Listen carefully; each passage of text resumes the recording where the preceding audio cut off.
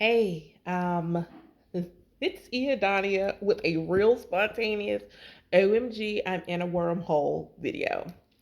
So, this is a garden chat about the muses in astrology.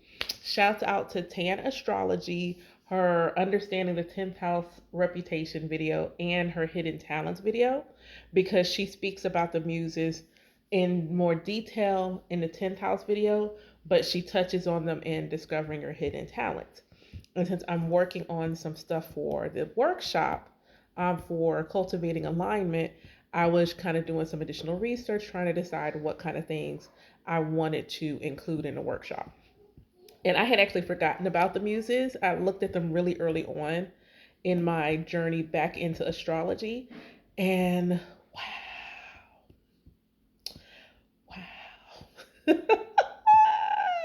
So I'm going to talk about the muses and the goddess palace because, yeah, it was just really cool. So let me just give you some things, some like just generals about me.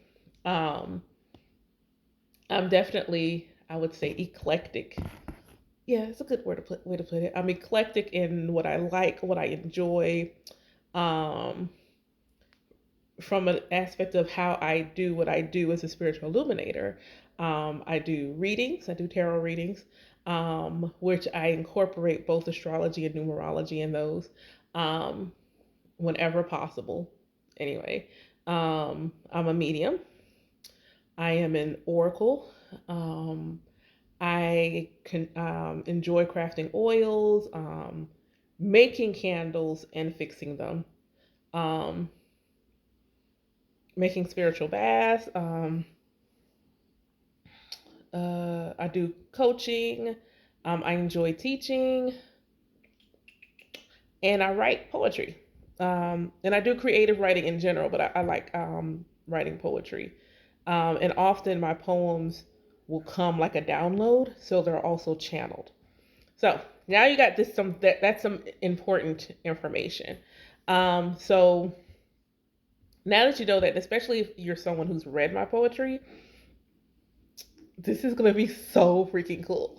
Um, so I'm gonna go through each of the muses, and for those of you who know how to pull your birth chart, I will leave the asteroid number for them if you want to turn them on in your own chart so that you can see them. But this is really dope, and so the advice from Tan was to look for the aspects, specifically conjunctions, squares, oppositions to personal planets, as well as your midheaven and your ascendant.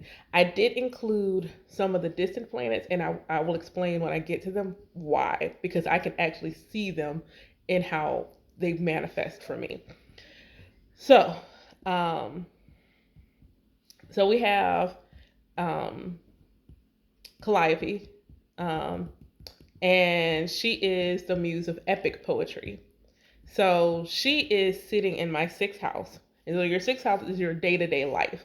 So if you want to think about if your 10th house is your career, um, your sixth house is related, could be related to work if you work every day. So it is something you do on a day to day basis, or you should be doing. So sitting there in the house of where I should be doing um, is Calliope with epic poetry. And she is in the Sagittarius, and she is trining, so she's making a really harmonious aspect, meaning her and this planet, which in this particular case is Jupiter, are just like, yes, oh yes, we are just working so well together. Jupiter rules Sagittarius, so not only is she sitting in this fiery, passionate, guru, worldly, knowledgeable sign, but she's making a harmonious aspect to the sign's ruler.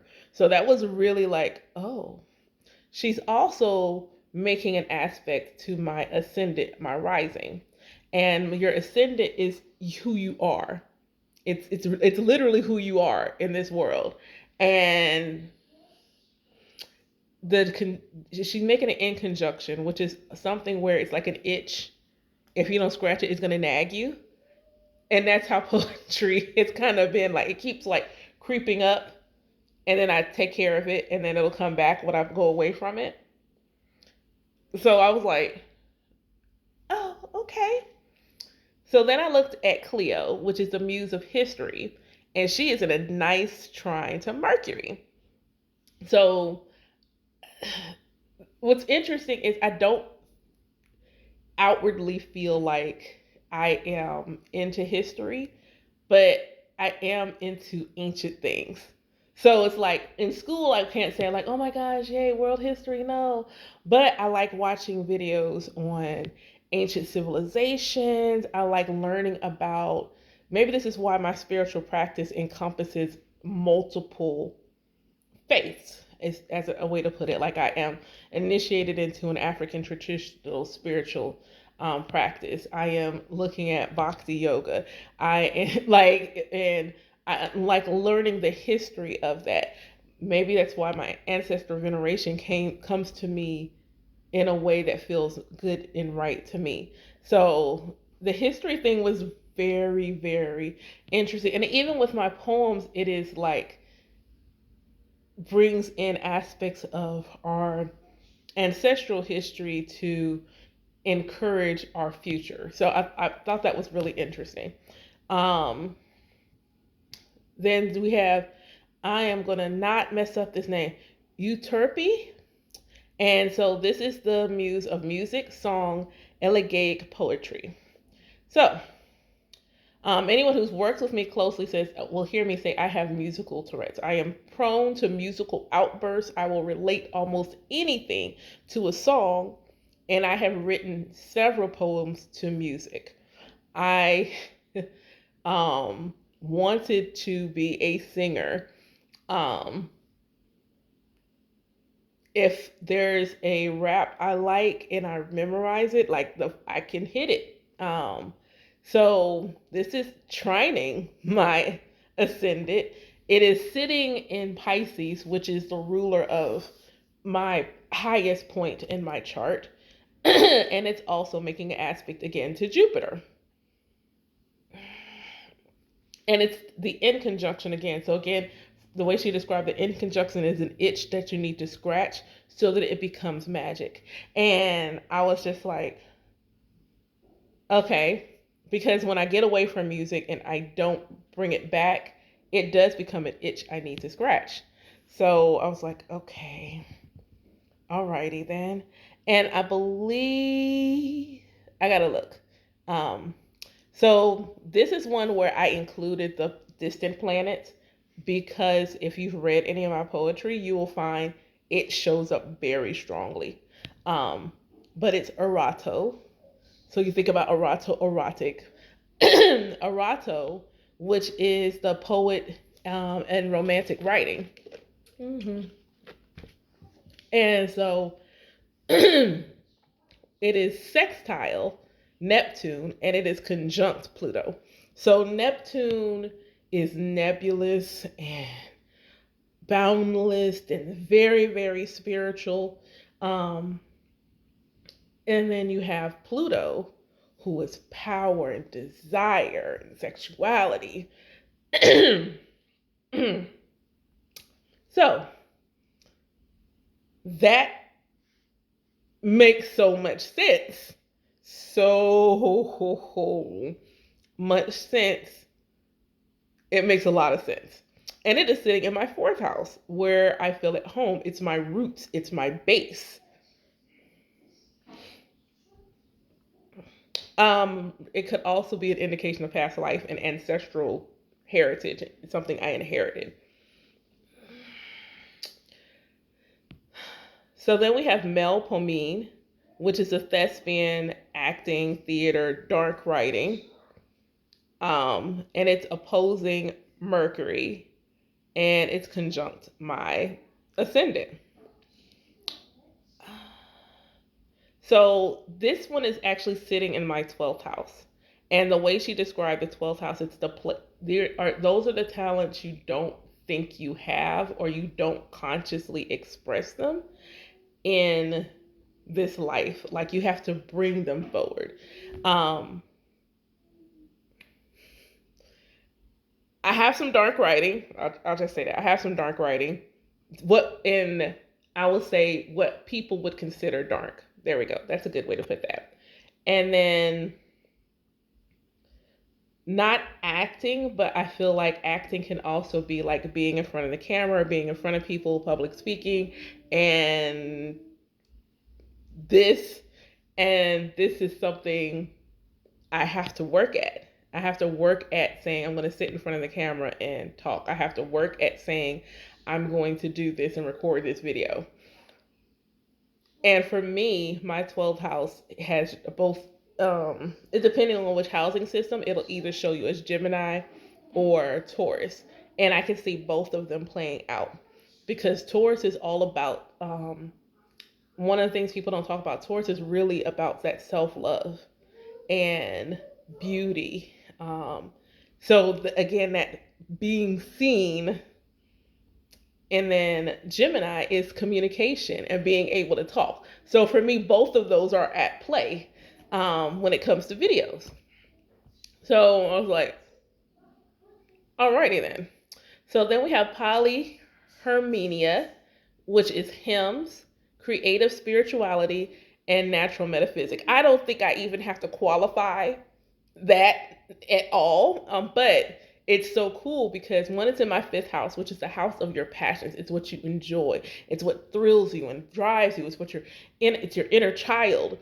And it's my fifth house is ruled by Scorpio. Spirituality and metaphysics is what comes natural. It is trining my ascendant. So remember, I said a trine is this, we're going to work so well together. And then it's squaring Mercury and Jupiter. Okay. Alrighty. And my poems tend to, almost all of them, regardless of whether they're love, about loss, about lust, have a spiritual undercurrent under them. I've also written poems dedicated to the ancestors, to my Orisha, to about my spiritual journey. So, okay. So then we have Terpishir. Pause. Wait.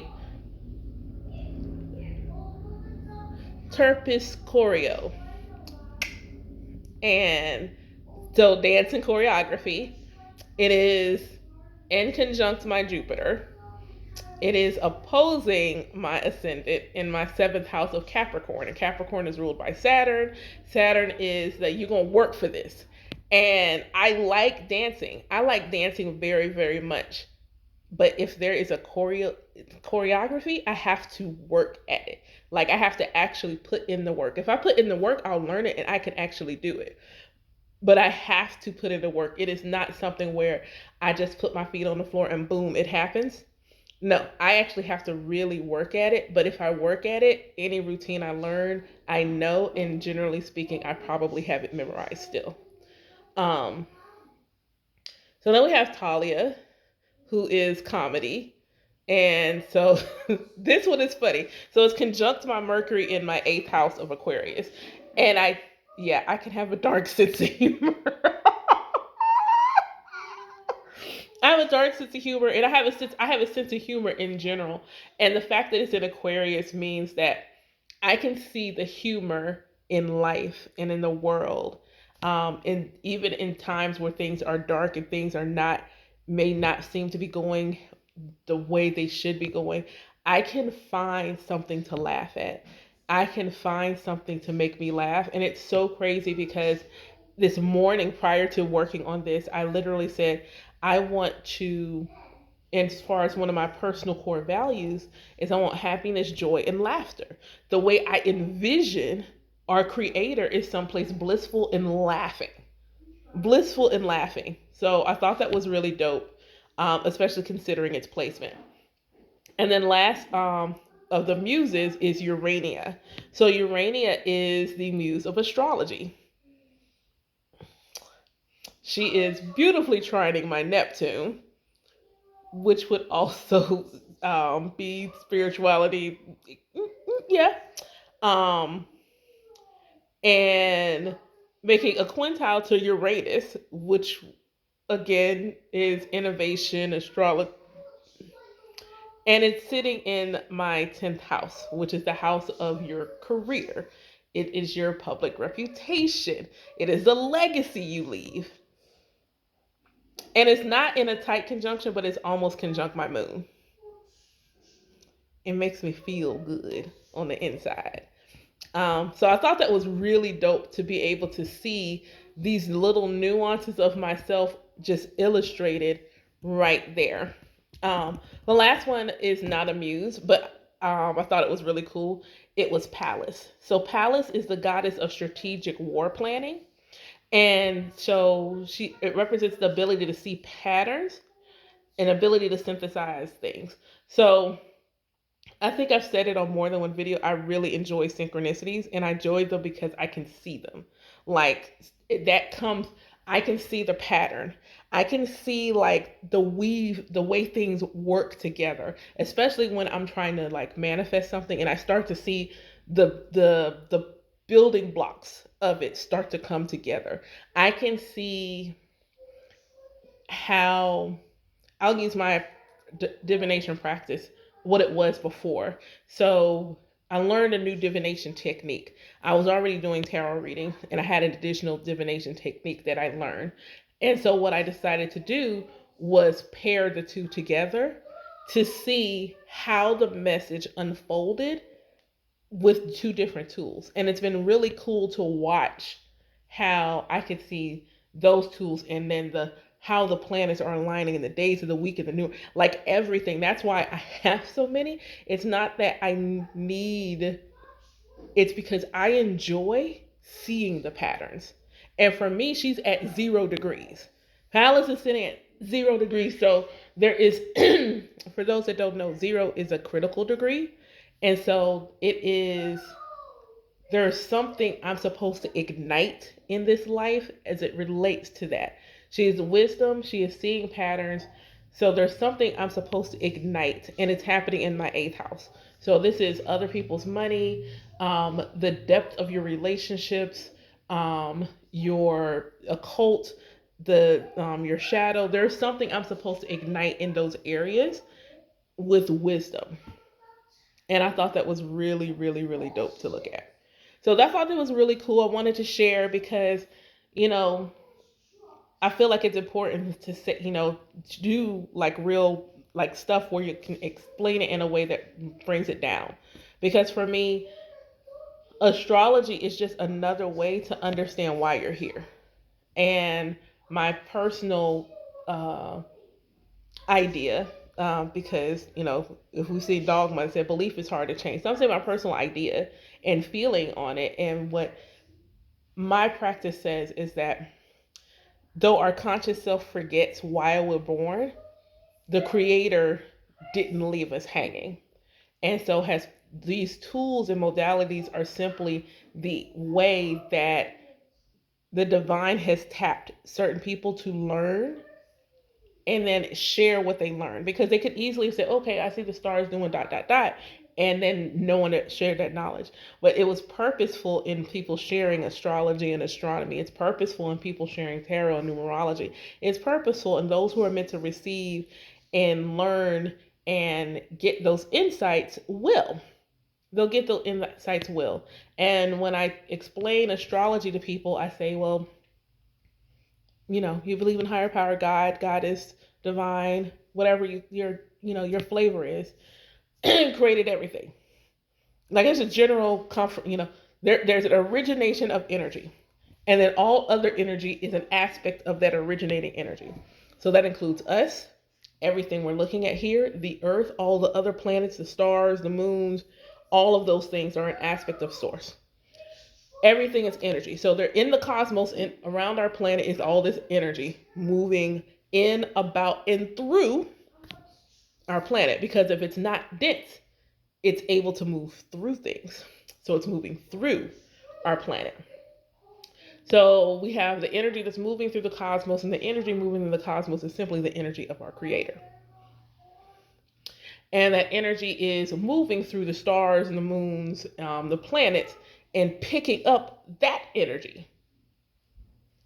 And when creating the planets, creator said, okay, I like for this planet to do this and this one to do that and that one to have this and this to do that. And once everything was created, said, now you're going to all move now in this way at this speed. This is what this is going to look like. Not an accident, by design. And so when the planets are doing what they're supposed to be doing and picking up this energy at specific times and moving through our planet in a specific way, that we're being bombarded with that energy. And it's essentially a whisper. It's essentially a whisper from our creator to say, hey, now would be a good time to. That's all it is. You still have the free will to decide, well, am I going to listen to the whisper or am I not? You listen to the whisper? Okay. You don't listen to the whisper. Hey, you've done this in another lifetime. You don't have to do it anymore. That's all it is. That's simply all it is. And astrology is the way to interpret how that energy is moving. And just like what you would seem as a prophet, and that's it. It's it. That's it. There is no exclude. Hey, only these people have the exclusive rights to speak to their creator and get a deeper understanding. There's no VIP pass. We all got the VIP pass.